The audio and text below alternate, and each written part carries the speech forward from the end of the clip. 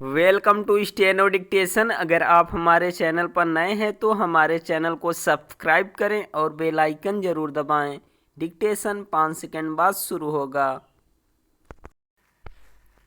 Start. यह आश्चर्यजनक है कि संसद के शीतकालीन सत्र के पहले दिन की शुरुआत हंगामे के साथ हुई।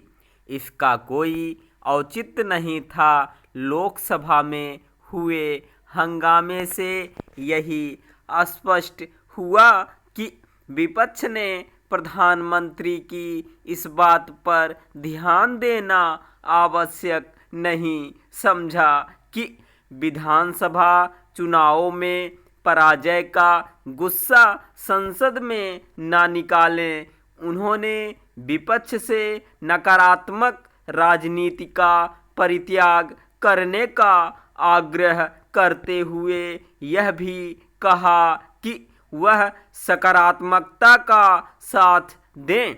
यह समझ आता है कि विपक्ष को प्रधानमंत्री की यह नसीहत रास न आई हो, लेकिन उसे और विशेष रूप से कांग्रेस को इसकी अनदेखी नहीं करनी चाहिए कि मध्य प्रदेश, राजस्थान और छत्तीसगढ़ में उसकी हार का एक बड़ा कारण उसकी नकारात्मक राजनीति भी रही। कांग्रेस इन तीनों राज्यों में मिली पराजय से कोई सही सबक सीखने को तैयार नहीं। इसका प्रमाण इससे मिलता है कि उसके नेताओं ने तेलंगाना में अपनी जीत के आधार पर उत्तर बनाम दक्षिण की बहस को हवा देनी शुरू कर दी। इसे विभाजनकारी एवं नकारात्मक राजनीति के अलावा और कुछ नहीं कहा जा सकता।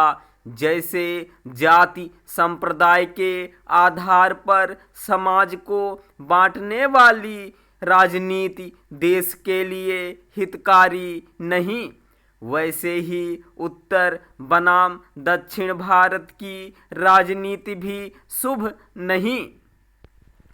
यदि कांग्रेस यह सिद्ध करना चाहती है कि भाजपा का दक्षिण भारत में कोई प्रभाव नहीं और इस हिस्से के लोग उसे पसंद नहीं करते, तो यह उसकी भूल ही है। वह इसकी जानबूझकर अनदेखी कर रही है कि भाजपा ने जहां तेलंगाना में 8 सीटों पर जीत हासिल करने के साथ अपना वोट प्रतिशत दोगुना करने में सफलता हासिल की, वहीं कर्नाटक में वह प्रमुख विपक्षी दल है। समझना कठिन है कि कांग्रेस इसकी अनदेखी क्यों कर रही है कि पिछले लोकसभा चुनाव में कर्नाटक की 28 में से 25 सीटों पर भाजपा ने जीत हासिल की थी। कांग्रेस को यह भी ध्यान रखना चाहिए कि केंद्र शासित प्रदेश पुडुचेरी की सत्ता में भी भाजपा साझीदार है। तमिलनाडु और केरल में भी उसका प्रभाव बढ़ रहा है।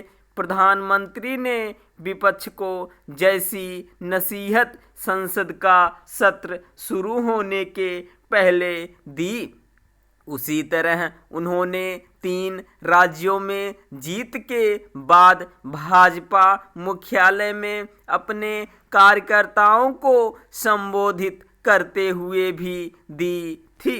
उन्होंने कहा था कि अब देश की जनता भ्रष्टाचार, तुष्टीकरण और परिवारवाद की राजनीति को पसंद नहीं कर रही है। प्रधानमंत्री ने यह भी कहा था कि 3 राज्यों के चुनाव नतीजे नकारात्मक राजनीति करने वालों को सुधर जाने की चेतावनी दे रहे हैं। पता नहीं कांग्रेस और उसके साथ खड़े राजनीतिक दल इस चेतावनी पर ध्यान देने को तैयार हैं या नहीं, लेकिन कम से कम उन्हें राष्ट्रीय हितों को चोट पहुंचाने या फिर देश विरोधी ताकतों को बल देने वाली राजनीति से तो बाज आना ही चाहिए। सरकार का विरोध करते करते जाने अनजाने देश विरोध की सीमा तक पहुंचना ठीक नहीं। स्टॉप।